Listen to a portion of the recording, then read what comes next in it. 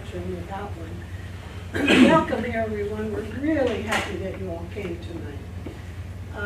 It's the first in a series of speakers that AAUW presents throughout the year. And we have a top-notch speaker tonight. Obviously, you all came to hear him, so I'm tickled. AAUW is the American Association of University Women. It's a women's organization that has been around since 1881. And that means a lot to me because I think it proves its longevity and its standing. The local chapter has been around since 1923. Now, can you imagine this room filled with women from Middlebury in 1923 discussing... We weren't allowed out. What? We weren't allowed to go out. Oh. You probably went out dating. Anyhow, they were sitting here discussing educational opportunities for women. And we're still doing it today. So we haven't quite arrived at equity in all cases, but this organization works toward that. And we're happy to present the speaker tonight in conjunction with the library. And we have speakers in November, and then in February, March, and April. So I want you to watch for those coming up, and I hope you all come to hear the other ones. It's a wide variety of topics, from international nurses to a local doctor who's going to speak about being enough and realizing when you are enough and can do exactly what you are meant to do. So, my name is Sandy Bemis, and I'm a part of the local chapter. If any of you want to talk to any of us about joining us, we'd be happy to have you join us. Would AAUW members raise their hands just so you, great. So you see it, we're all over here, and we're always looking for new people to join us. It's a wonderful group. I was part of it 50 years ago in California when I was young. And I'm back into it now, and I enjoy it very much. So one of our local projects with helping educate women is the Afghan girls who are here from Afghanistan. There are 8 of them here at Middlebury College. We've kind of taken them under our wing to help them. We transport them when they need rides to the airport or to wherever they're going. In addition, I want to tell you about a new project that was started by one of those girls who decided that there were girls left in Afghanistan who had no chance to further their education. So along with AAUW members and friends, she set up a tutoring program so that women here could tutor girls there. And due to computers and apps on phones, we can talk to those girls and teach them what they need to know. Men can do it also. Men can do it also, for sure.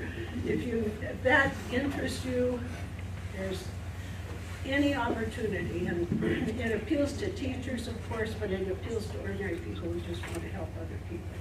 So you don't have to know anything about teaching English. All you have to do is want to help. So if you're interested in something like that, be sure to contact us. So tonight we have the pleasure of having Dmitri Beliakov. Is that how I pronounce his name? He is a he's a Russian-born photojournalist who is here in Vermont as a refugee with his family. And he's going to show us pictures about wars that he has covered and how similar they are to what's going on in the Ukraine right now. I think if any of you saw the publicity that we put out, his title on his talk tonight was enough to convince you to come. Different blood, same tactics. To me, that says it all. And he's going to tell us the stories.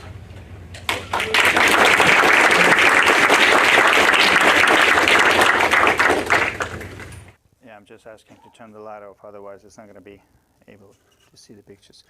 So let me introduce myself. First of all, thank you very much for inviting me and giving me this opportunity to speak to you tonight. My name is Dmitri Beliakov and I'm Russian. I am from Moscow and I worked as a journalist since 1993 and as a photojournalist since 1997. And I covered apart from Bolshevik theater, Russian oil and gas industry and steel industry and Russian prisons and the Russian psychiatric asylums and you name it. I also covered 7 armed conflicts and 4 of them were related to Vladimir Putin. And my first baptism of fire was when I was just 24 years old, I'm 53 now. So I went in 1994 to cover the first Chechen War at the time when Boris Yeltsin was still president. And I continued since then. And I was in Armenia working on a sponsored documentary photo project about post-war Armenia. And when I found out about the invasion of the Ukraine, just my wife and myself, we had a very frank one-on-one conversation on the phone, and we came to a simultaneous conclusion that we want to give our children a better chance. So I pulled all sorts of strings and went along a chain of all sorts of people. And I have been incredibly lucky to come across Marina Sakharova, who is a granddaughter of outstanding Soviet dissident Andrei Sakharov, who was father of Soviet hydrogen bomb, and then he protested Soviet invasion of Afghanistan, and he was exiled to a town of Gorky, and then he was released from his effectively house arrest by Gorbachev. He became a people deputy, but unfortunately died very, very quickly. So his granddaughter Marina assisted my family in acquiring US visas, and another great woman, an American, Lisa Chalidze, who is a widow of another Soviet dissident, Valery Chalidze, who lived here in Vermont and died unfortunately in 2018. Lisa has managed to fix an agreement with Norwich University here in Vermont, so that they issue a fellowship for myself so that we could arrive and set ourselves up. So we arrived October 11th of 2022, and we are here over than 1 year. Transition period is difficult, but we're getting by, we're surviving. And I am basically hoping to continue to re-educate, or even just to educate the American audience, not only in Vermont but other parts of the United States, in the fields where I could be recognized as an expert, because I believe I know something about Putin's politics, I know something about the armed conflicts he has been involved in, and I can explain a lot of things which are just unknown to you. And today I will speak about my goal today is to provide you with an honest account of how basically Second Chechen campaign went on, what happened exactly, how in a sense this war, the Chechen War, foreshadowed today's horrific events in Ukraine, because there are a lot of historical parallels and war parallels. So I will illustrate this talk with my pictures. All the pictures you will see have been taken by myself, and I will, stop reading my text and tell what pictures show. All right. So why does the conflict in Ukraine look so much like that in Chechnya? There is a remarkable and tragic link between Putin's bloodletting in the Second Chechen War and in the ongoing war in Ukraine. Today I present the portfolio of my photography of one of the most dismally spectacular Putin-related conflicts, the Second Chechen War, which I covered from 1999 to 2010. After defeat in the Cold War, disintegration of the USSR and all economical hardships in the 90s, a significant number of Russians began to perceive their country as insufficiently sovereign, almost colonized by external Western forces. It seemed to the bearers of this resentment that in order to succeed and gain justice, they must reclaim the Soviet spheres of influence, and with those, international respect.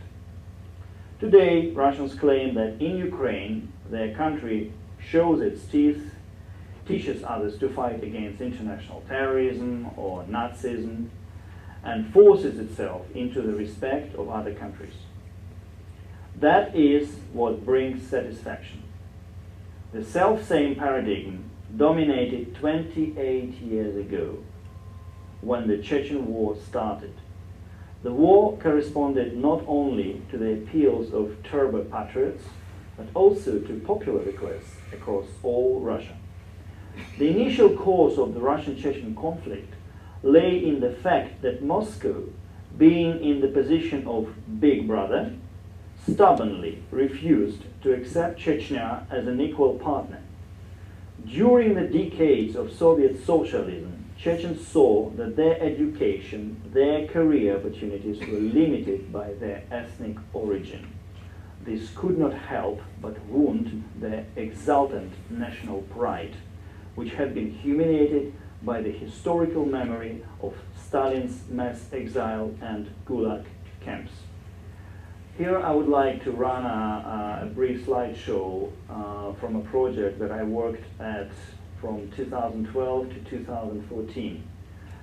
So in 1944, Joseph Stalin decided that it's time to sort out with the Chechens and the English. Basically, Chechens and English belong to the same tribe, and their language practically, it's the same dialect, just minor differences. And you believe it or not, but if you look at the map of huge Soviet Union, and if you are able to find where Chechnya-Ingushetia Autonomous Republic is, you would be so much shocked if I tell you that that was the only part of the Soviet territory which resisted to kolkhozy, collective farms, more than anywhere across the entire Soviet Union. Resistance was so fierce that Stalin finally decided, well, nothing can be made, let's just expel these bastards. So a legend has been concocted that as if Chechens and English were pro-Nazi sympathizers. That was a lie, and there is a resembling parallel between another lie that we can hear today, that all of a sudden Ukrainians have become pro-Nazi sympathizers. It's basically, they are basically repeating the same story. And February 23, which used to be known as the Soviet Army Day, a massive war crime has been committed. 500,000 people in 1944, February 23 of 1944, 500,000 people were stuffed into cattle carriages and sent on the railway from Chechnya, which is North Caucasus, down to Central Asia. Through the course of this exile, 60,000 people have died of typhus epidemic, which erupted en route because the conditions were totally inhuman. The carriages were not equipped. There were no toilets. There were no bathing opportunities, no food, nothing. They were just stuffed like fish in a can and sent to hell. And another 60,000 have died on arrival because of bad water, because of different climate, because there was huge unemployment, because at that time that was World War II, and Kazakhstan, that's where they have been sent. They had to meet deadlines to send food and metal and all sorts of stuff to the front line, and they did not want to hire, to employ these starving and very, very poor Chechens and English. And so what they could do, they could just die out. They could rely on humanitarian, agreements with the local population. NKVD, Stalin's secret police, they distributed a myth that Chechens and English were cannibals, that they're eating human flesh. And a lot of people in Kazakhstan and Kyrgyzstan, that was another Central Asian republic, believed it. Why? Because 10 years before, there was a massive, massive, massive starvation, a genuine famine, because the communists were confiscating their grain, their cattle, and local peasants were starving so badly that there were a few incidents related to cannibalism. And that resulted huge and very traumatic memory. So they believed. And it took some time to adapt to each other and to believe each other. So that was rough. So in 2014, the world celebrated 70th anniversary of Stalin's mass exile of Chechens and English. And I worked in Chechnya and Ingushetia for several years, coming and going, taking portraits of the last survivors of that tragedy. And just take a look at these pictures. Some of the people I photographed were over 100 years old. This guy, he poses with 2 daggers and Holy Quran. His father saved from the communists. One of the daggers belonged to his own grandfather, and another dagger belonged to his father. That's the story. This guy is 101 years old, and he was fighting Nazis. Then he was called off from the front line under pretext that, well, you're a small nation, you did your duty, it's okay to go home. And on arrival, they were packed and sent to Central Asia. This guy's story is absolutely incredible. His father has died in Kazakhstan, and he said, son, I have a dream to be buried at home. So this man, as a loyal and faithful son, what he did when Khrushchev rehabilitated them and gave them a license to go home, he would open his father's grave, carefully put the skeleton into a suitcase, specially designed suitcase, and brought the bones home. For doing this, he would be sentenced up to 9 years of labor camps. So it had to be kept in a secret. He poses in front of his father's grave. This man told me how he started working when he was 12 years old yet. He was, grazing cattle, doing simple work, and the family had to survive. And when he arrived home, they had to fight with new residents of his own house, because Soviets, of course, they inhabited their houses. People from Moldova, people from Ukraine, people from Dagestan, people from Russia, they would live in their houses. Just put yourself in his shoes and imagine, what would you do? Here's another elder. He died actually just a few weeks after I took his portrait, so I've been very, very lucky to meet all these people. This woman poses in front of Ancestry Tower. There is a phenomenon of ancestry towers, some of them like 300-500 years old, from God knows, feudalism era. This man told me how his sewing machine, the German-made Zinger, has saved his family's life, because his mother, she managed to bring this sewing machine to the exile, and she took some gigs so they could survive. It was like a family memory. Both of these folks, they were fighting Nazis on the front line, and one of them, who is on the left, even served at NKVD troops because he was a loyal communist. And through the course of his own ethnic group deportation, he became disillusioned. And he told me that the first thing I did when I came back to Chechnya, I burned down my NKVD uniform. This woman survived in not just in exile, but she survived in labor camp which were designed specifically for wives, mothers, sisters, and just female relatives of so-called public enemies.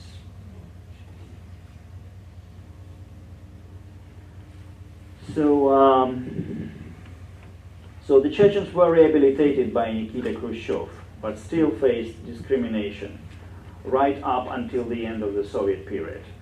After suffering from Tsarism and communism, the Chechens still did not breathe the air of freedom for which they longed. We are ready to live in one house with Russia, but Russia must give us a chance to live. It seems like it's more pleasant for Moscow to live with a corpse in the same house. Movladi Udugov, the Chechen president press secretary, told me that in 1994. At that time, the mountainous republic was a scary and lawless place. Dudayev's regime was corrupt and nasty one. And it was crumbling. Moscow was said to be losing patience with Jahar Dudayev. In fact, there was no true urgency to send in the army. It was a cheap and brutal device to boost Boris Yeltsin's flagging poll ratings. Long before the start of the First War, President Yeltsin began to lose the support of his country. Where economic chaos reigned and there were clear signs of disintegration, and it was Yeltsin, not Dudayev, who separated Chechnya from Russia. The flatterers and carpetbaggers who surrounded Yeltsin promised the president a small, victorious war, and he agreed to send the troops in. But what was planned as a large-scale and straightforward police operation to disarm the gangs and restore order, all this plan turned into a 2-year bloody punitive campaign. Most Chechens who fought against the Russian army were horrified by the Russian invasion and joined in solidarity behind the once unpopular Dudayev. Well, these pictures are from the period of the Second Chechen War, and they just show various Russian fighters in various situations. Like this soldier has brought flowers.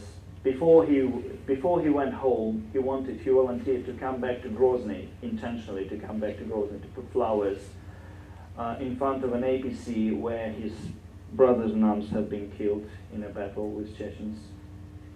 Here, a group of Russian soldiers on the Russian base carry their dead ones. Here are Russian looters. They carry some stuff they looted from the Chechen houses in Grozny. It's a portrait of a Russian tank operator. And here are the rebels. I'll talk about it later. So, Chechens fought on until Moscow suspended its campaign in 1996. 28 years ago, Chechens were convinced that they were fighting for the motherland and for independence. Right now, we witness a similar stoic and heroic resistance of ordinary Ukrainians to the invaders. The first Chechen campaign ended in a humiliating defeat for Russia. This war was unpopular with the Russians. The lack of talent of the military leaders, who with equal indifference sacrificed thousands of their own soldiers and innocent civilians, was scandalous. Although both sides declared themselves the winners in the first Chechen campaign, it was obvious to everybody that both the moral and military victory belonged to the separatists, not Moscow. In the following 3 years, Russia had to swallow numerous bitter pills. Angry at Russia, well-armed and recklessly brave Chechens decided to take economic revenge at any cost and to take moral compensations using any methods. An epidemic of terrorist acts and endless hostage takings was rained down upon Russia by gangs from Chechnya. In Grozny, a market appeared where it was possible to buy a Russian slave. Scandalous kidnappings paved the way to quiet negotiations for the release of hostages, including foreigners. Anybody remember the story about Granger Telecom engineers who were beheaded through the course of unsuccessful negotiations? Anybody remember the story of another British couple And the woman confessed later in her interview to Daily Mail that she has been continuously raped. This is all true. Chechens elected as Prime Minister of Chechnya the terrorist Shamil Basayev, who was responsible for the terrorist attack at the maternity hospital in the town of Budyonovsk in June 1995. Real power in Chechnya belonged precisely to Basayev himself and his brothers in arms. The leader of Saudi mercenaries, Amir ibn al-Khattab. See, that's him. I photographed him in 1999 in December when I was on assignment for the Sunday Times of London, and I had the privilege at that time to work with one of the most outstanding American reporters who was writing for the Sunday Times, Marie Colvin, who tragically perished in Syria in 2012 in Haleb. So Khattab began to organize training camps in the Republic with money from Wahhabi sponsors, most of all from Saudi Arabia, where unemployed young people were trained in the tactics of guerrilla warfare. The Chechens had no special sympathy for Arabs like him, but each recognized that there were no better defenders in the face of Russian aggression. Meanwhile, Russia was shaken by bomb blasts in markets and railway stations and airports. Rebels would raid Russian neighboring regions, take hostages, murder soldiers and police officers. The people of Ingushetia, Dagestan, Ossetia, Stavropol, these are regions bordering Chechnya, mourned about attacks on villages by small Chechen forces whose main purpose was theft of motor vehicles and driving away cattle and taking hostages. The Chechen bonfire smoldered, and despite the fact that in Moscow they tried to pretend that the problem did not exist, for the inhabitants of regions bordering Chechnya, those militaries serving there, and the few journalists who risked traveling into rebel Ichkeria, that's a kind of colloquial Chechen name for their own motherland, it was obvious that the bonfire would inevitably flare up, and it happened on August 7 of 1999. About 3,000 fighters under the command of Shamil Basayev and Amir ibn al-Khattab entered Dagestan and occupied territory in the Botlich region. It's a picture from rebels' bunker where Colvin and I lived. Here Chechens are collecting pieces of destroyed by Russian aviation arms depot. Same place. Well, interstate in Chechnya. A wife of a Chechen warlord. Beautiful landscape, is it? Ecology is perfect. So this is Cheban Mahi, a tiny Dagestani village which was taken by the Wahhabis under control, and people lived believing that they created some kind of a Islamic enclave inside of Russia, where Russian laws simply didn't work. Russian police couldn't enter it, and extrajudicial executions of drug addicts or thieves or rapists practiced widespread. So if you stole a cow, you could be beheaded, you know. So basically they copied some kind of a draft of Saudi Arabian criminal code, and they tried to practice it. Sometimes it worked, sometimes it didn't. But that was Russia, still a part of Russia. And it was not controlled by the federal center. So the troops of Khattab and Basayev entered Dagestan, occupied territory in the Botlich region, that's where this village is. Basayev insisted that the population of Dagestan had called him to jihad against Russia. That was a pompous lie. It goes without saying that the population of the Republic was not enthusiastic at how the Russian army passed through their villages like an elephant in a china shop, and here is an example, and smashed them with artillery and jets. Nevertheless, Basayev's Wahhabis and Khattab's Arabs were met with hostility from local self-defense forces. So this is the aftermath of fighting in Dagestan in August-September of 1999. These are remains of two Chechen insurgents who were killed and burned, their bodies burned by the locals. These are not Russian soldiers, these are local paramilitaries, Dagestanis, who were fighting Chechen invaders. So the invaders were forced out with great difficulty by the army with support from local militia, but almost immediately staged another attempt to take control of Novolaksky region and Kadarskaya zone, where they were defeated mainly by the forces of the army and special operation forces. Aftermath of the fighting, Russian tanks burned. I had a privilege to get access to the Russian Special Forces Group, unit number 20 from Saratov. So I stayed with them for a few days. And I've seen the fight for Karamahi. The machine gunner's name is Alexander Yanklovich, and for his activities at that time, he was later awarded a Golden Star of the Hero of Russian Federation, which was top award, still is. I met him later, 10 years later, have a lot of memories. It's a Russian helicopter. It was shot down by the rebels, and local boys use it as a carousel. And these are Russian soldiers having a break in between the fighting. And that's, yeah, very young.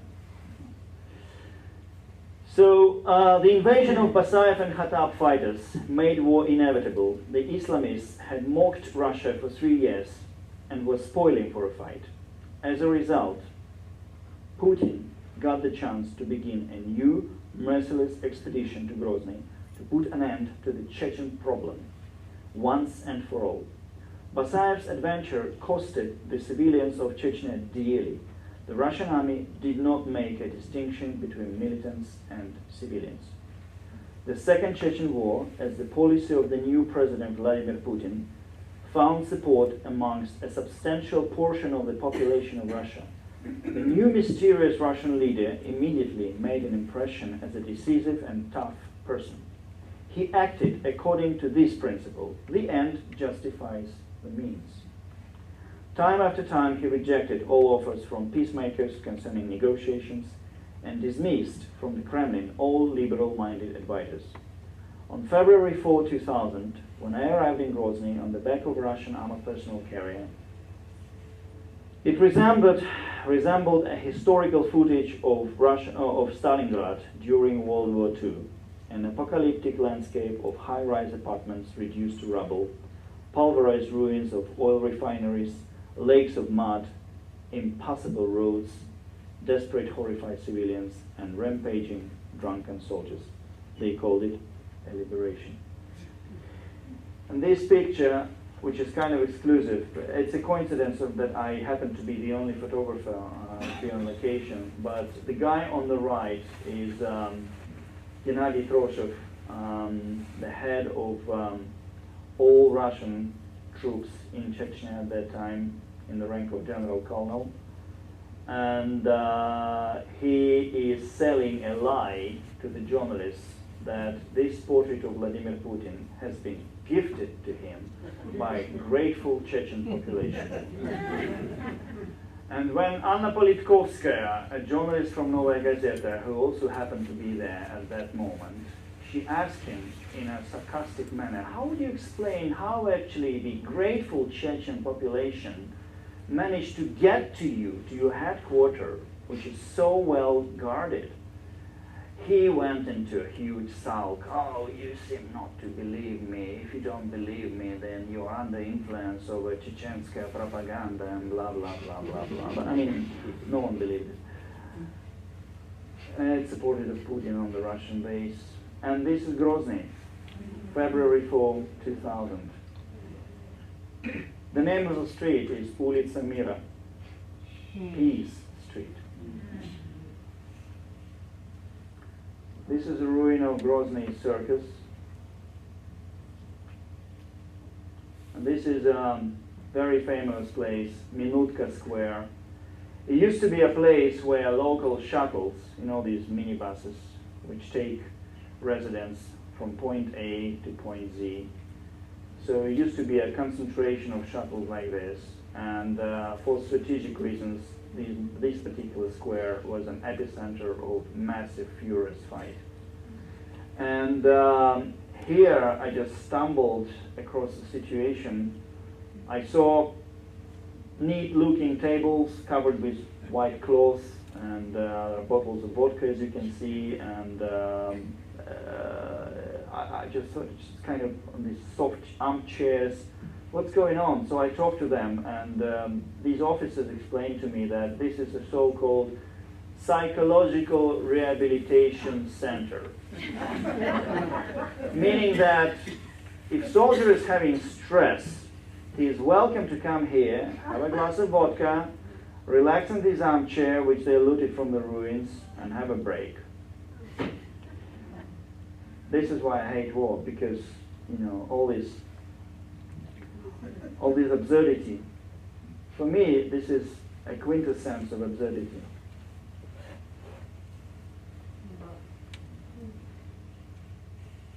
Refugees in Ingushetia. Civilians surviving in ruins. That's an incredible story. That picture I took in 2005, I think. That was December 2005. Yeah, when Grozny just started to be rebuilt, and I still remember the name of the family, Gamayev. That's the surname.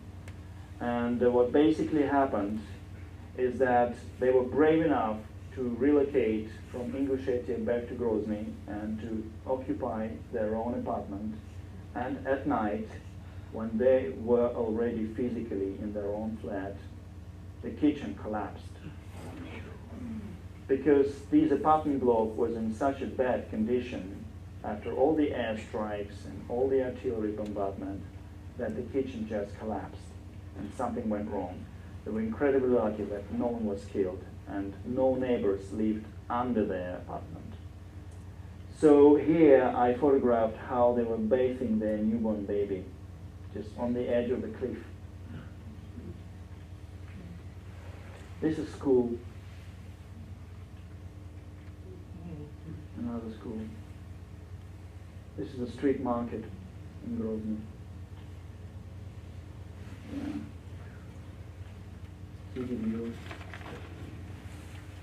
The building on the left corner is a library. That's summer of 2000. Yeah, bathing a child in the ruin house, picking pieces for bonfire. Lenin, mosaic with a portrait of Lenin and Russian soldiers patrolling Grozny. So, however, the chief terrorist Shamil Basayev was declared dead only 7 years later, during which time he had firmly established himself in the eyes of mujahideen around the world, inflicting one defeat after another on Russian special services and all sorts of anti-terror brigades, in the end outplaying both the FSB and GRU on points. Chechen terrorist number one sold his life for a very high price. The organized acts of terror in Chechnya, Ingushetia, Ossetia, and Russia itself. Russia has encountered mass hostage takings and the explosions of Black Widows, suicide bombers, at a rock concert, in overcrowded carriages of the Moscow subway, in train stations, and on-board aircrafts. Basayev was also the mastermind behind the two most spectacular terrorist attacks in Moscow, at a theater, and in the school of a small Russian town of Beslan. Here are groups of Russian Special Operation Forces I've had the privilege to work with when they were hunting for insurgents. Tactics was brutal. They are not sentimental, of course. Just sweeping through the streets, grabbing anyone who looks like just the wrong guy. Here a Chechen woman argues with the soldiers protesting that her brother was taken away. Treatment of a prisoner, more prisoners.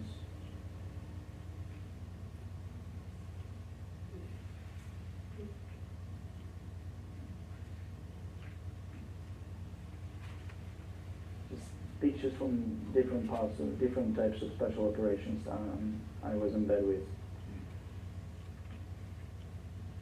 And the aftermath. Let's set up again.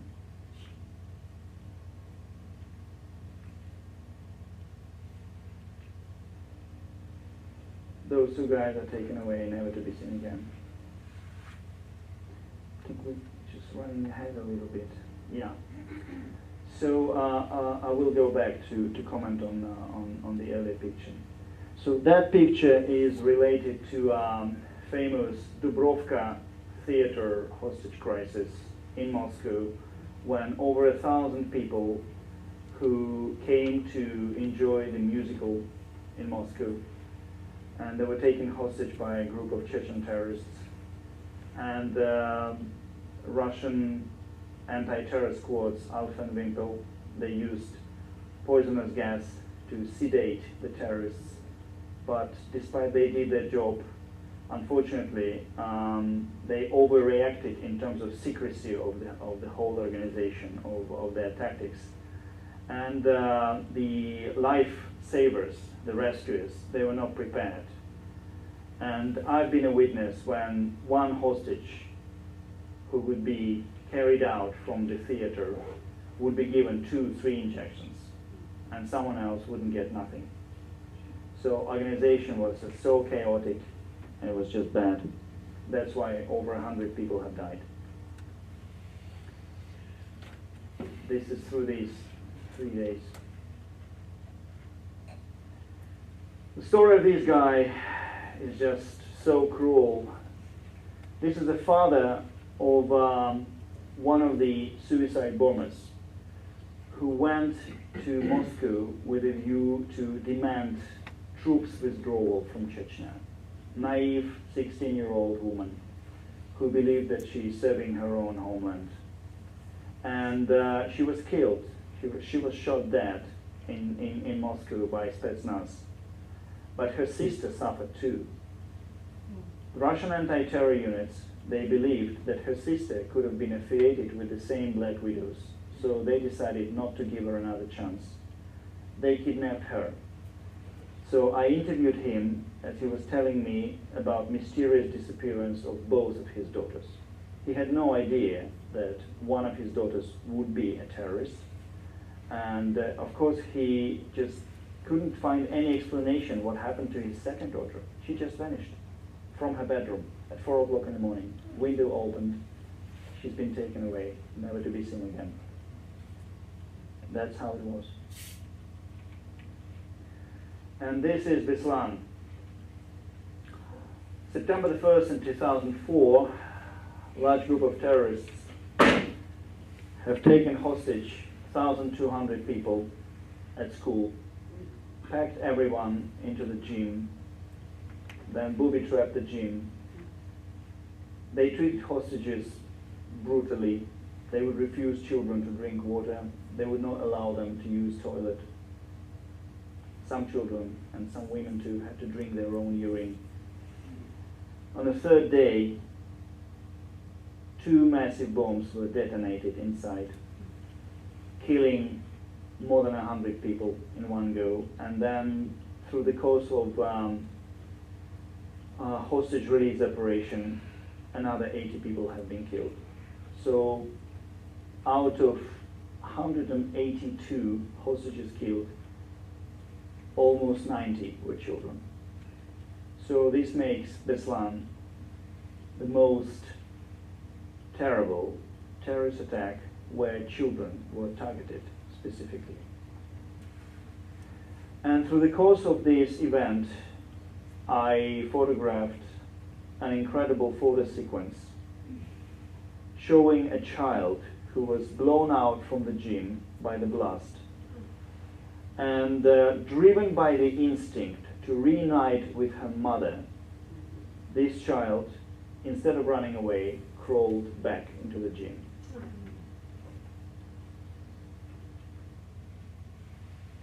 This is a picture we have managed to, which helped us to find and identify her. Right after she got back into the gym, there was another blast and the roof collapsed. And I was certainly convinced that she's dead. So fortunately she survived. So the girl on the right is Aida Sidakova. She was 6 years old at the time of attack. Her birthday, believe it or not, is September 11th. And the woman on the left is her mother, Larisa. She survived too. She poses in ex-canteen where she was used by the terrorists as a life shield. And 2 of them agreed to pose to myself in 2019, 15 years later, in the same gym. That's a bit early.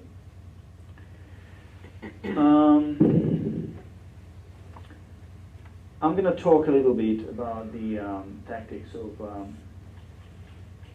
let me just go back. This machine is so slow.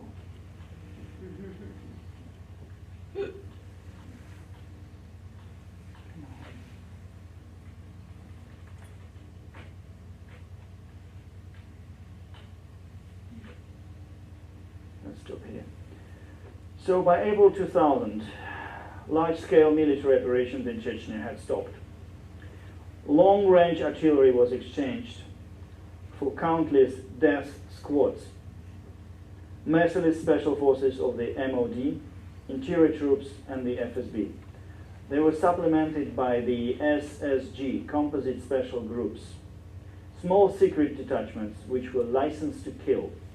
The death squads carried out classic black operations, secretly tracking down, abducting, interrogating, executing, and disposing of the bodies of those killed, all on the basis of mere superficial suspicions or testimonies extracted during the interrogation of other kidnapped suspects.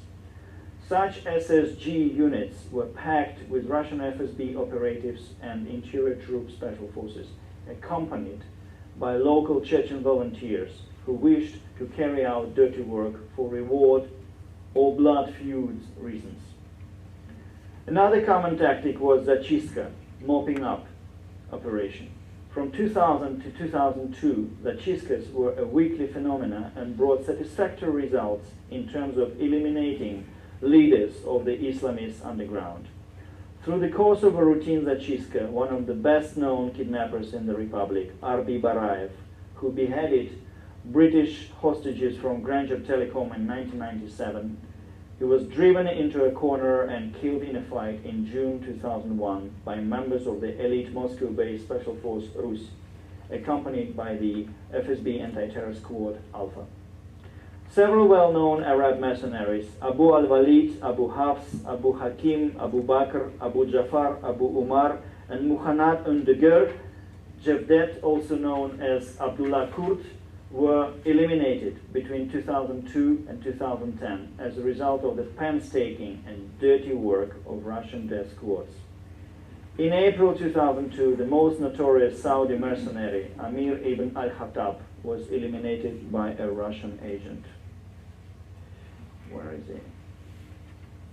Yeah, it's not him. When we had an interview in December '99, when Colin had an interview with him, I have to admit that this was one of the interviews for the sake of an interview. He didn't say much. Like, she would ask him what part, of course it was like a remarkable exclusive because he was on the top wanted list. And like a woman who had a bottle of whiskey in her rucksack and a cigarette in her mouth, and she's a woman and it's Ramadan, and he was not even supposed to meet a woman at that time, so it was like an exuberant situation, but he had to give an interview. But she was a foreign journalist, so she was one of the untouchable ones. But he clearly told me, don't even think of taking a picture of me and this woman, blah blah blah. So Marie asked him, what part of territory is under control of your army? And he would go into, and the holy banner of Prophet Muhammad sallallahu alaihi wasallam floats from east to the south and from north to the west. And as Prophet Muhammad sallallahu alaihi wasallam said in his surah number 3699 said, and he would start reading me the surah, and I had to translate, and he would make correction. No, your translation isn't right. I asked him, can you please give me an accurate spelling of your name and the surname, because I just want to do an appropriate caption so that my picture editor is happy. And he went into like, what is your benefit if I tell you what is my name? If you tell me what is my benefit, then I will tell you what is my name. So he was like a comedian. And when we were through, she said, I'll never forget it, she said, he reminds me a teenager spoiled with too many candies. He was poisoned in 2002 by the FSB agent, died a terrible death. Anyway, so on October 23, 2002 in Moscow, I told about it already, a group of Chechen terrorists headed by Movsar Barayev, a relative of the terrorist Arbi Barayev, took about 1,000 hostages in a theater during performance of a musical called Nordost. In the counter-terrorist operation, 129 innocent civilians died from a potent sleeping gas. All the terrorists were killed. On September the 1st, 2004, a group of terrorists led by Ruslan Khujbarov seized school number 1 in the town of Beslan and took more than 1,000 children and teachers hostage. Officially, both counter-terrorist operations were acknowledged as successful. This is possible only by accepting that the prime objective was the elimination of the terrorists and not the rescue of the hostages. The Russian army largely managed to defeat the terrorists. This was predetermined by the disparity in numbers between the huge Russian army and the small guerrilla groups. Russians had the advantage in firepower, and they used planes and artillery, which the Chechen fighters did not have. But most importantly, the new Russian leader had the iron determination to bring the matter to an end, disregarding the losses. Undoubtedly, the actions of the death squads caused a storm of criticism from human rights activists and humanitarian bodies. They just did not have enough time to locate and record all the evidence of extrajudicial violence against the civilians. A person often disappeared without a trace at night, and his disfigured corpse bearing marks of torture would be found a week later in a ditch or in a dump. It was then that I first learned about the practice of dispersions, the disposal of bodies with the help of TNT. As a rule, the body of an adult man was placed in a deep trench on 130-pound mattress made of TNT checkers, with the charge then detonated. This practice was widespread from 2000 to 2009, sowing widespread terror and despair. People disappeared without a trace.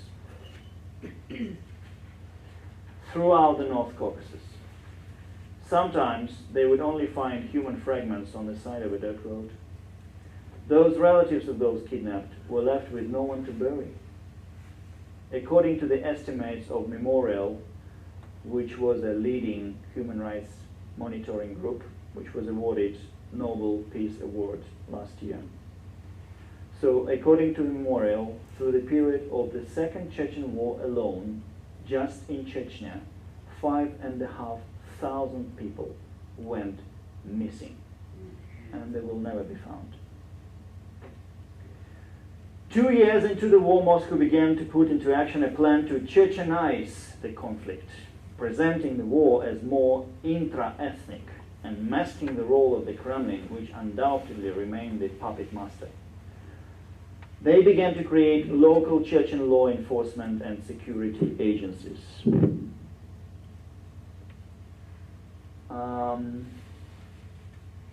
These are Russian special forces. And oh, by the way, let me tell you a story of this guy. So, the Chechen man who poses for a portrait used to be a school teacher. He went through hell. January of 2000, he was abducted by the Russian Spetsnaz, and they tortured him for 2.5 months, forcing him to sleep in the toilet. They pinched his hand through with a hot iron rod. They cut his face with a knife. They beat him badly. And at one day, one of his hangmen, somebody named Major Degtyaryov, cut his ear off because he refused to admit that he was Amir of Jamaat, leader of Islamist cell. But he was not. He was just a casualty. That's how it was. So this is Nordost again. That's this one.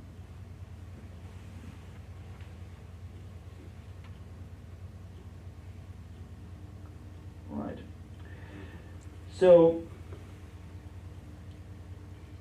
those Chechen law enforcement and security agencies, they were packed with amnested fighters who, in essence, were blood feuds of those mujahideen in the mountains.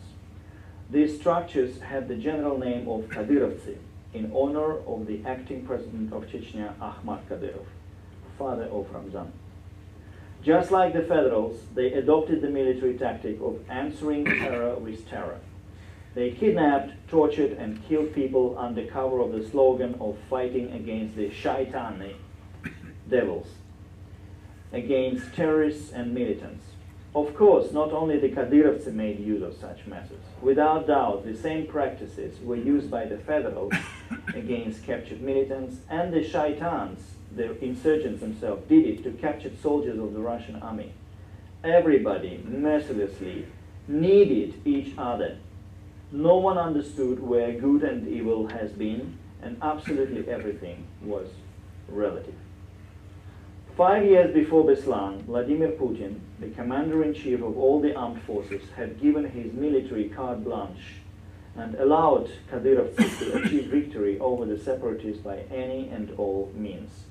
The topic of war crimes and the suffering of the ordinary people of Chechnya was taboo on state-controlled television channels. No more than a dozen Russian servicemen have been put on trial for crimes committed in Chechnya. Thousands of war crimes easily evaded responsibility, never been investigated. In the end, this policy of cynical and demonstrative hushing up led to Nordost and finally to Beslan. On May 9, 2004, a massive bomb was detonated during celebrations at a stadium in Grozny. The explosion killed the president of Chechnya, Ahmad Kadyrov, his 27-year-old son Ramzan, who was a head of President's Security Service, was appointed practically immediately as acting head of the Republic. His cult of personality was something very special. I only have seen something similar in Iraq at the time of Saddam Hussein, where you could find 30 portraits of Saddam on one square. So something similar you could find in Grozny. You would not be able to open a hairdresser saloon if you don't have a portrait of Ramzan in this place. If you go to a supermarket, if you go to school, if you go to a notary office, if you're seeing a Tony, there is a portrait of Ramzan everywhere. I have seen ridiculous TV animation one day when I visited Grozny.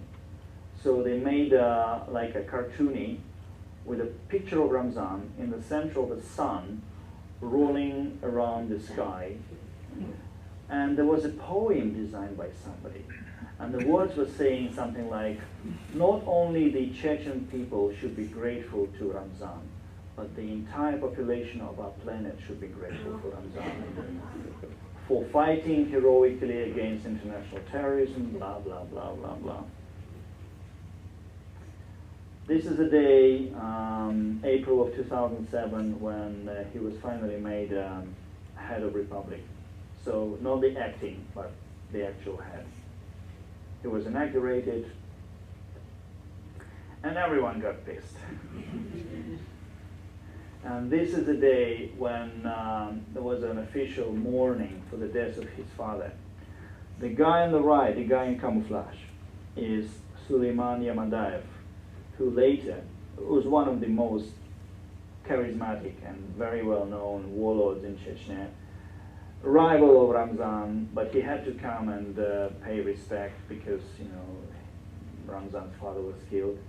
And a few years later, Suleiman Yamadaev was killed in Dubai by assassins sent by Ramzan.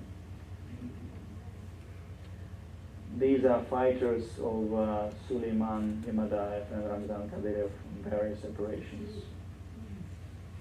And this is just ruins of Bosnia. So, on April 5, 2007, Ramzan Kadyrov became president of the Republic. In Moscow, they well understood that victory over the paladins of jihad, the insurgents, without a union with the Kadyrovsky clan was impossible. Chechnya now lives under his iron hand. His private, family-run army that grew out of his father's personal guard is stationed throughout the Republic. And the privileges Ramzan received from Moscow, from Putin himself, extend to counterinsurgency operations. His people have been given a free hand on tactics, from mass arrests, tortures and executions, to demolishing houses that belonged to the families of militants. Chechnya was devastated, wounded, radicalized, and has never recovered from the historical trauma. Several dozen thousands of Chechen and Russian civilians and young Chechen and Russian soldiers died in needless and horrific violence. And in today's wounds in Kiev, Mariupol, Kherson, and Kharkiv, we see the ghosts of that 28-year-old conflict and seem condemned to relearn the lessons of Chechnya. The notorious brutality of Vladimir Putin's war in Ukraine carries remarkable echoes of the Chechen War. In both wars, there are questions that are not going away. Despite the official noble legend of liberation from international terrorists in Chechnya or purification of Ukraine from the Nazis, the Russian military treated both Chechnya and Ukraine as if they were conquered countries, and both Ukrainians and the Chechen civilians as if they did not deserve a chance to live.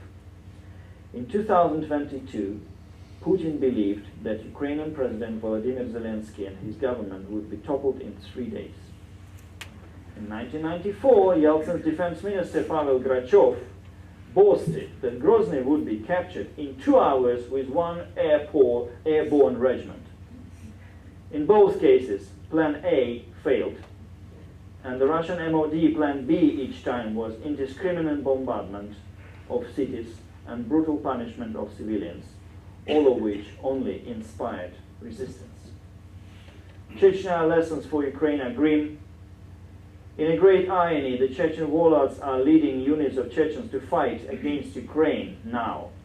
Meanwhile, other exiled Chechens, veterans of the wars of the 90s, are fighting for Ukraine against Russia. Russia never paid a price for its total war in the Northern Caucasus. Western leaders were too soft at that time, and Moscow got a pass. And its way of war, evidenced not only in Chechnya and Ukraine, but also in the Georgian town of Gori or civilian neighborhoods of Aleppo, has remained remarkably consistent. The Russian leadership is likely prepared to pay a huge human toll to attain impossible objectives.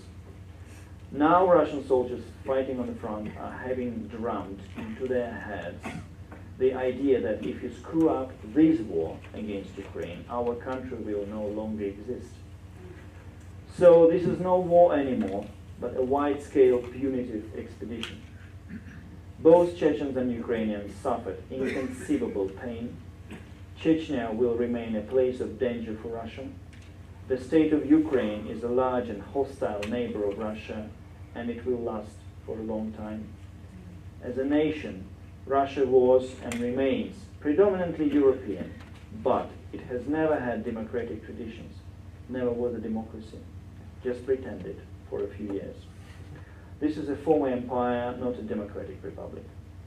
All this should be taken into account when dealing with the country, and we have to admit that the main thing for Russia is not the world order itself, but the place of Russia in this world order. These pictures I have taken in June 2016 at the G8 summit in St. Petersburg, when all the top world leaders, including George W. Bush and Tony Blair and Angela Merkel and Jacques Chirac, would, pay a visit to Putin at Konstantinovsky Palace. That was a different country. That was a different time. Excuse me, is that why you were able to take pictures of Putin? He allowed you to take pictures? I worked at Bloomberg News for 5.5 years.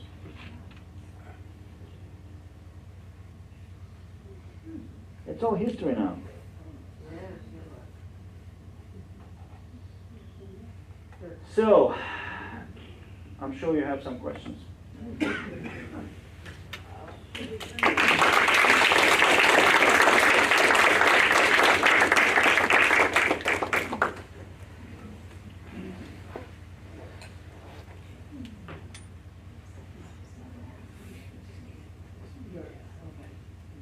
was interested in the Wagner group that we read about in the newspaper By and Prigozhin, yeah. their role in the Ukraine, and then when they, Well, I never met, Yevgeny Prigozhin himself.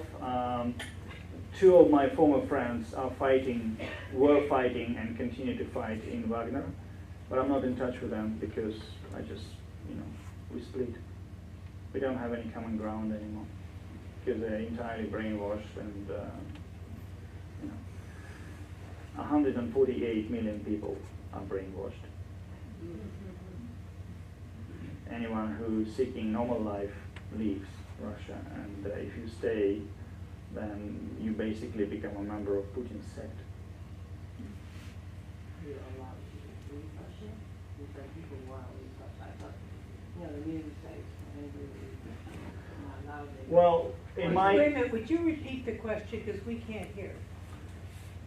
Allowed, The question was I allowed to leave Russia? Well, it's not as bad as at Andropov time, And in my case, I was in Armenia as a coincidence. I was out of Russia already, right? And we were in touch with my family, 3 of my kids and my wife, so they had no problem leaving. We obtained our visas not in Moscow but in Armenia too. And they had to travel. It was expensive, but we had to take the financial risk. They had to travel back and forth, going through an interview, getting visas. And obviously the route was like multi-step. They would have to fly from Moscow to Istanbul, then from Istanbul to Bulgaria, then from Bulgaria we took a flight Boston. I wonder whether these people are brainwashed or whether they actually are scared. And maybe they're the same thing. But how do you convince a huge group of people to something Easy. Obviously not Easy. true? Trust me. How old are you, can I ask you? 85. 85, okay. Well, my father is almost 80, and he believes that it was Ukraine who attacked Russia. He does not believe in Bucha massacre. He does not believe in Kharkiv bombardments. He refuses to believe that Russian soldiers were looting and raping and practicing extrajudicial executions. He just refuses to believe it. You know, I tried to talk to him over and over again, but this would only make him furious. When my wife and 3 of our kids traveled to pay a visit to him just a few months ago, before we applied for asylum, because that was necessary, because I've lost my mother and I couldn't be presented at the funeral, and this is what I'm leaving with. And my wife was the only one to pay a visit to her grave. So they had a meeting, and Nelly tried to explain to him exactly what happened. And he was like shocked. He said, "You were brainwashed by the CIA." You know? So, well, you know. If you take all the TV channels under control, if you prohibit all opposition, if you don't have opposition anymore, if you don't have independent and free press, then it is very easy. You just, you know, I could show you every day a face of a pig, 6 hours a day, 16 hours a day, and in a few weeks you will be very interested. How is the health of that pig? How is she doing? You know, it's manipulation. You know, it's just so simple. Propaganda is the most efficient weapon. Don't you think there's propaganda in this country?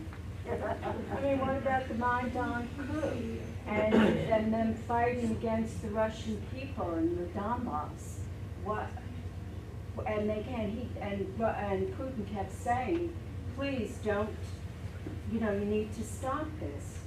Don't you think we're the most propagandized country in the world? Propaganda, there is a propaganda Yes. everywhere. There is a propaganda in Israel, there is a propaganda in Palestine, there is a propaganda Exactly. in Ukraine, there is a Exactly. propaganda in Armenia and Azerbaijan. Double standards, double standards. But one thing is a fact. Ukraine did not attack Russia.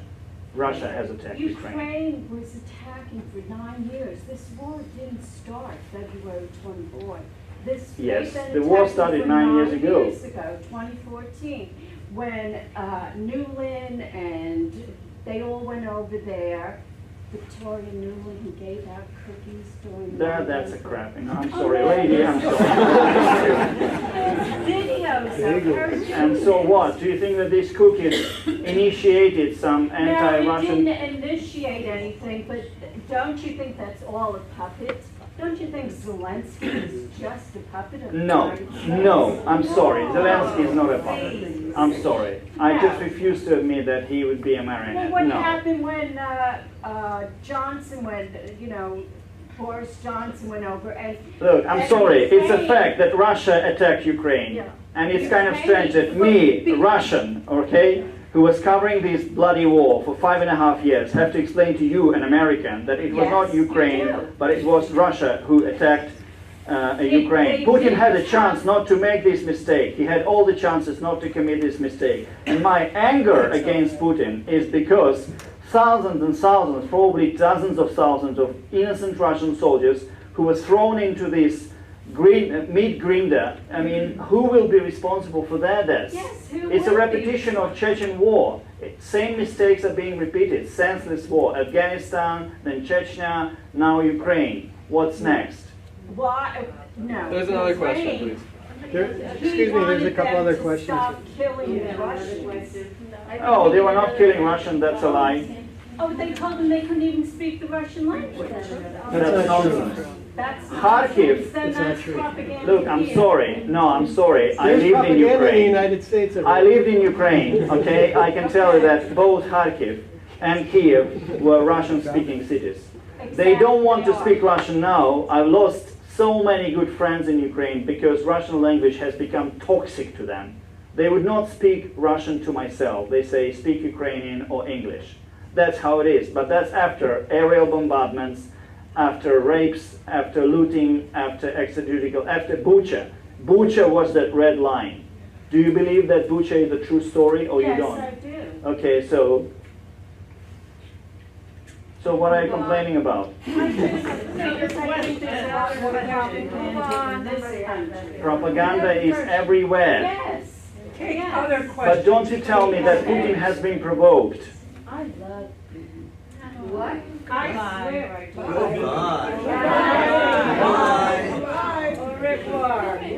do. I'm sorry, I can't help you then. Go and love him. You know, you can love anyone you want if you live across the ocean. I don't have a question, but I have a daughter-in-law who comes from Moscow. I have two grandsons who were born in Russia, in Moscow, and the daughter-in-law who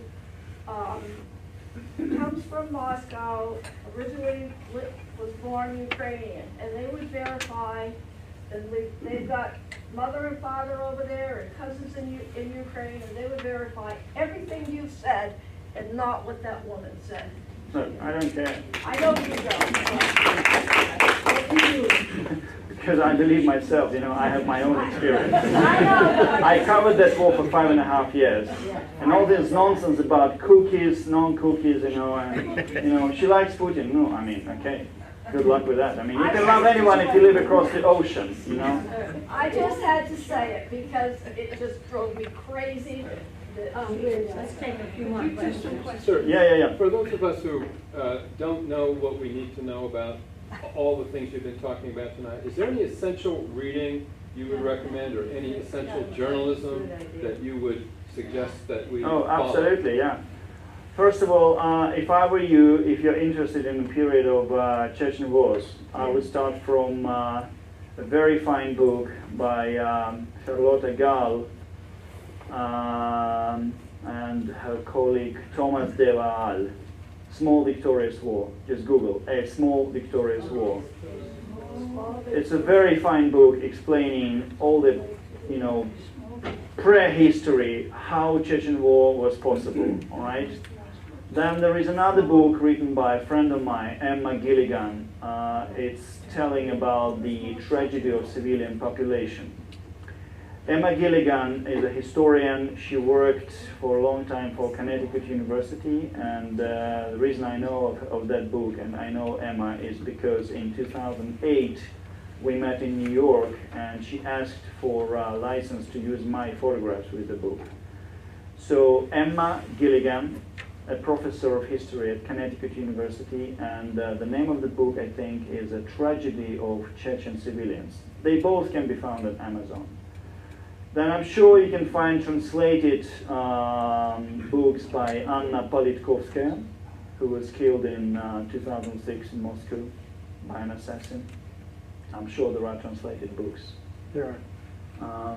I mean, that explains. Then a friend of mine, Matthew Campbell, who is a veteran of journalism, and yeah, I can see your hand. I'll speak to you later. Matthew Campbell, he is a veteran of Newsweek International. He was running the Newsweek bureau for a long time. He has written a very good book explaining the current war in the Ukraine.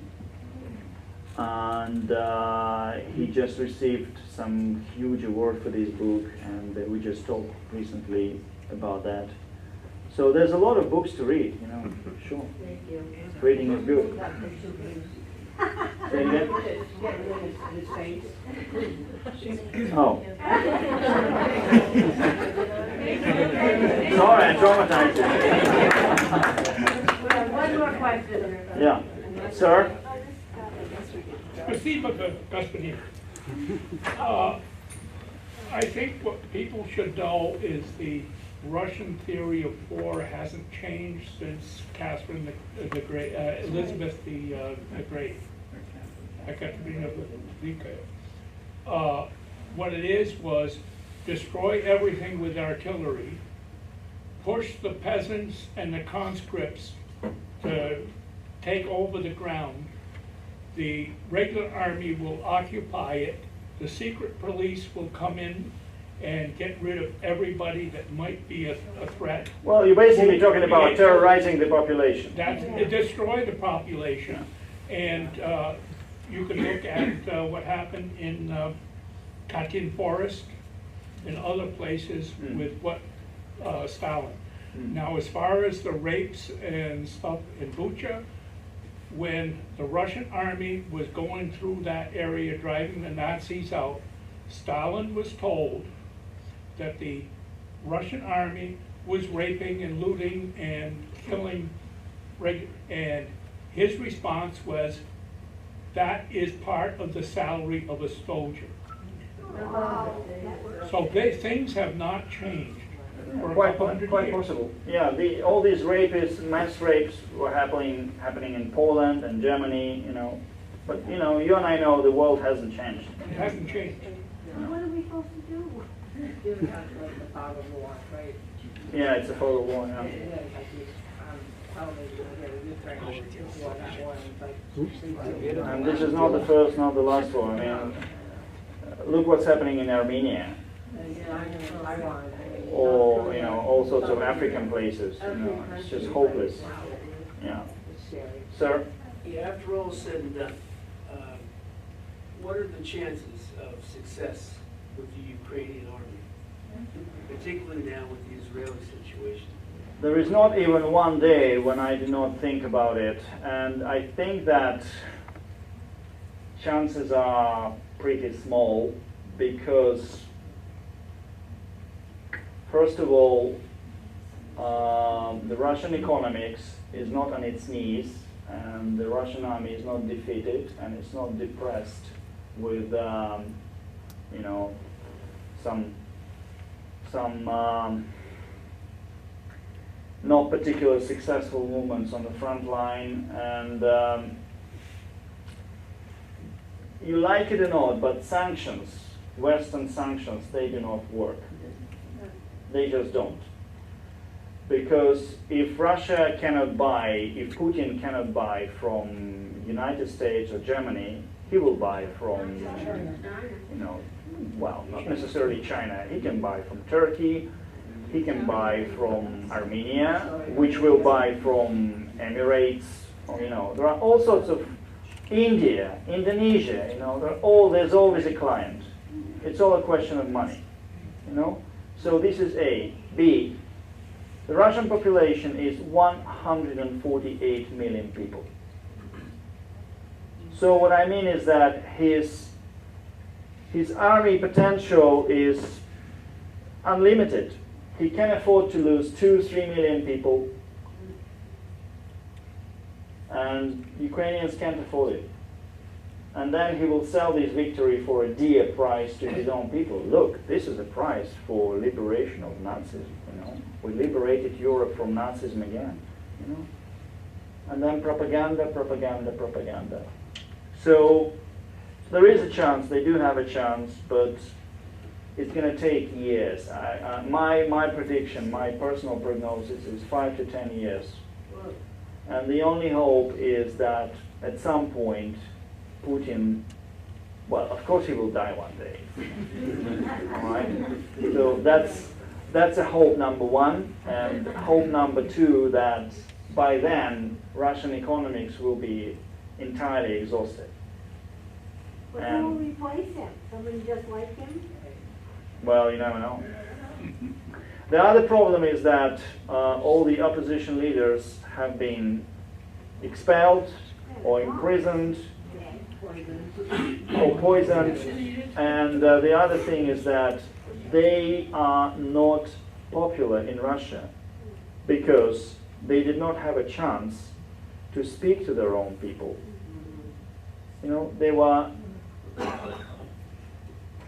just not given a chance, you know. Navalny itself, I know that there is a very naive understanding that Navalny could have been a president of Russia and that he's so extremely popular. Well, he probably is popular with no more than 5 to 7% of Russian population. And this is really it.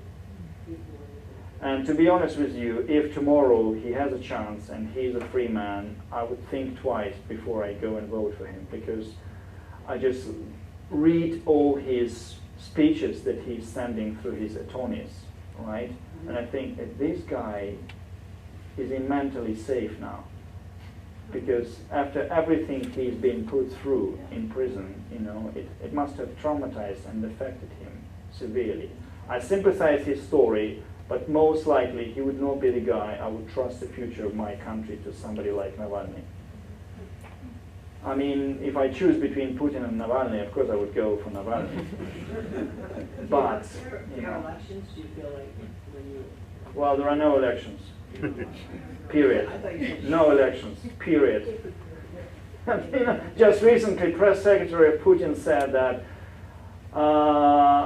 in the future elections, Putin is the only candidate. All right. So why go and vote? You know? Please. How about the more and more resistance in this country to spend more money in Ukraine? I find that scary.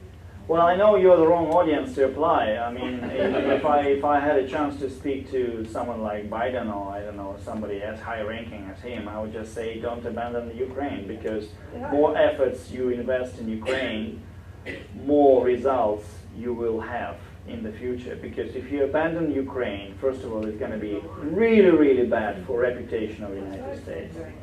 It's like promising a chance to somebody, right? And then, okay, now you're on your own. No, you have to continue. But I'm telling you, it's time to admit it's going to be a long, bloody, and difficult war. 5 to 10 years. That's my prognosis. If you were not ready, you should have not given any illusions to Ukraine. Because once again, the Russian army is getting bigger. They're learning from their mistakes, right? And they have unlimited conscript resource. And they can afford to lose 2-3 million people like that. Putin is not sentimental. He doesn't say. Did he send Please. the Chechens to the war in Crimea? Did he send the Chechens to Crimea to? There was no war in Crimea, that's first. Crimea has been annexed, and I documented it.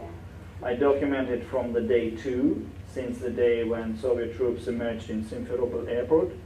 Just one man died, and it's still unclear how it happened. And you like it or not, but the population of Crimea was so enthusiastic with the presence of the Russian army. Yeah, because they really had enough with appalling management of Kiev, right? Because the infrastructure was bad, roads were bad, corruption was huge, and so they were thinking that Putin is some sort of a savior, that he will increase their salaries. I've had a long and unproductive conversation with a taxi driver. And the taxi driver in the Crimea, he believed, oh, Putin's going to increase my salary. I said, why? You're just a taxi driver. Was it so exclusive you're producing that he would increase your salary? Yes, but this is Putin. And so what? Well, but he will save us from Kiev. I mean, it's like that, because people tend to believe, they tend to have illusions. So anyway, now, when we visited Crimea 5 years later, we could see that there was a massive disappointment already, because corruption, Ukrainian corruption, has changed for Russian corruption, right? And Ukrainian police brutality has changed for Russian police brutality. And locals, they did not make any money, because all the profitable contracts were given to people from Moscow. So what's in this for the population of Crimea? Nothing. They built a bridge. Oh, thank you very much. You know. Yeah. Thank you so much for speaking to us tonight. It's been very powerful. I was wondering, what do you think those 2 explosions in Beslan were caused by? Right. So there is a conspiracy theory initiated by the guy named Savelyev, who insisted that these explosions were a result of a blast resulted by a Russian Special Forces flamethrower.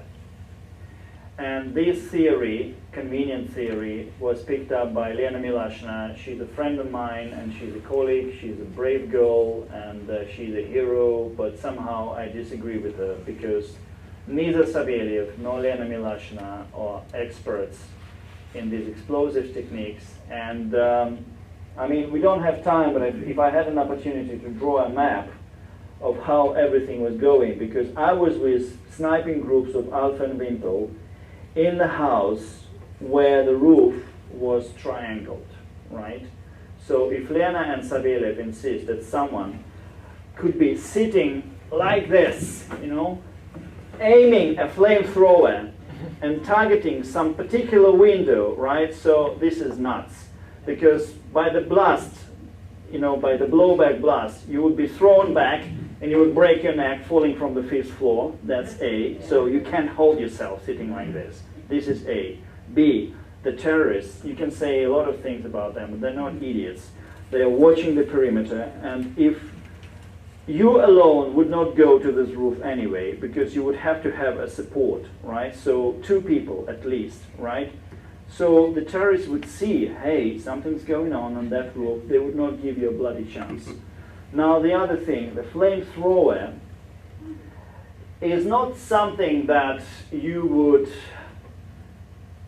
imagine. You remember this famous black and white cinema chronic of World War II, when SS troops are marching along Polish village or Ukrainian village and they spit this flame out of this pipe? So it's not like that.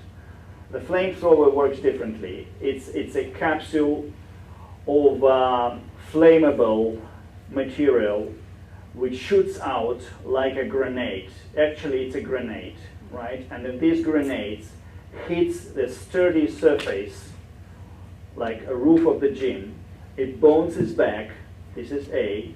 So the first shot would bounce back and explode outside, behind the roof, right? Behind the gym.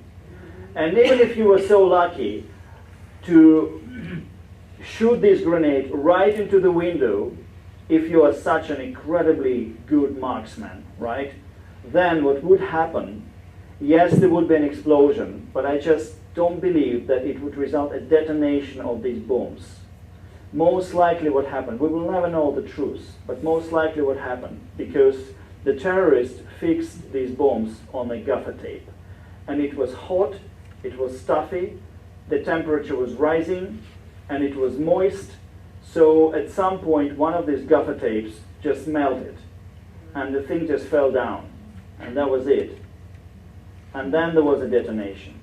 But of course there is a convenient theory. Hey, special forces were desperate, they realized they're not going to get it, so okay, let's go with it. Let's just kill anyone and let's save whoever we can.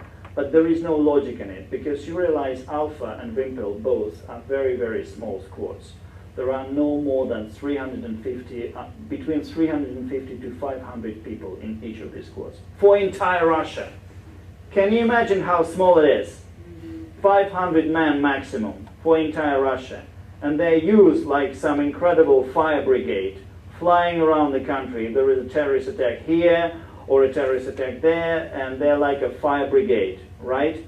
And so, at the time of the Day of Beslan, they've lost 10 officers of elite, most elite anti-terrorist troop. You realize how expensive it is to select and to train a member of this team. So just thinking that Putin or director of the FSB, whoever he was, I don't remember, Patrushev at that time, would be so negligent that, yeah, okay, well, let's start this catastrophe, and they would just decide, okay, plus or minus 10 soldiers of Alpha, we don't care. It doesn't work like this. It's just not like this, I'm telling you, because I still have 2 friends. I'm not in contact. I mean, I know they're alive. One did go to Ukraine, another refused. And I've been talking to them since, God knows, since 2002. So I understand their mentality. I understand how the system works.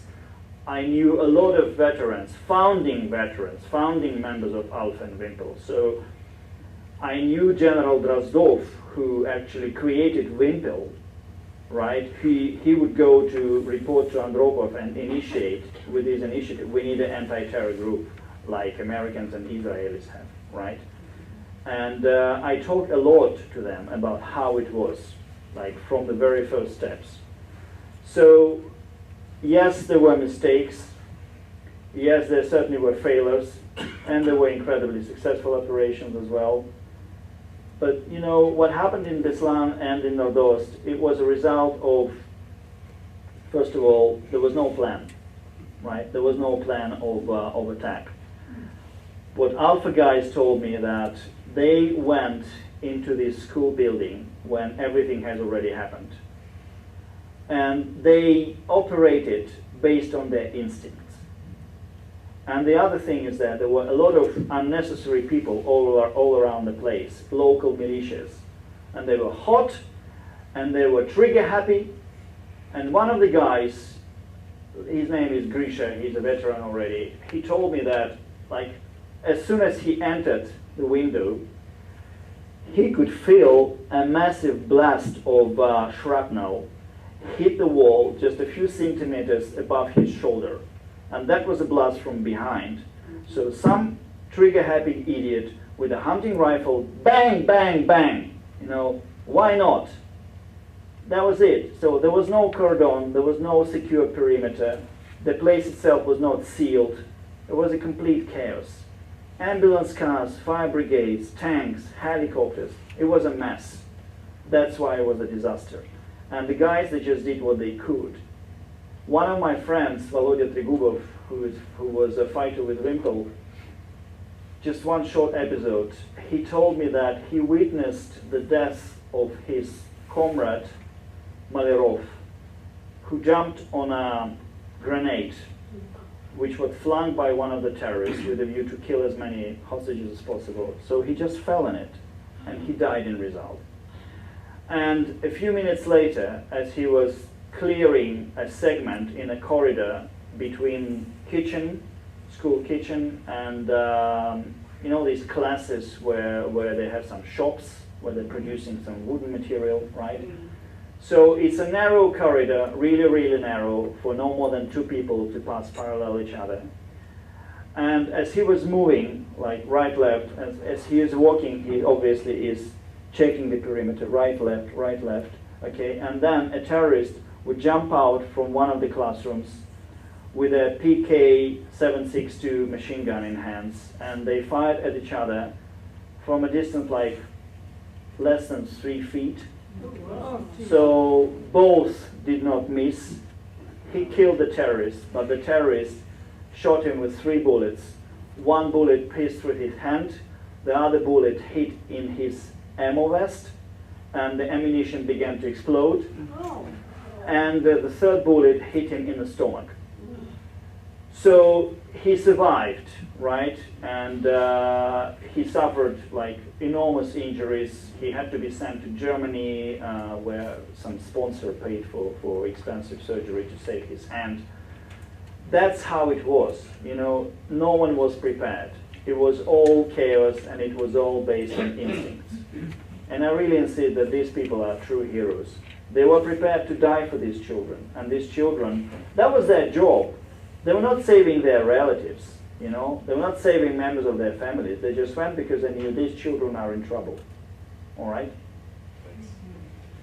Please. Well, Thank you we've learned so much tonight, and we thank you. And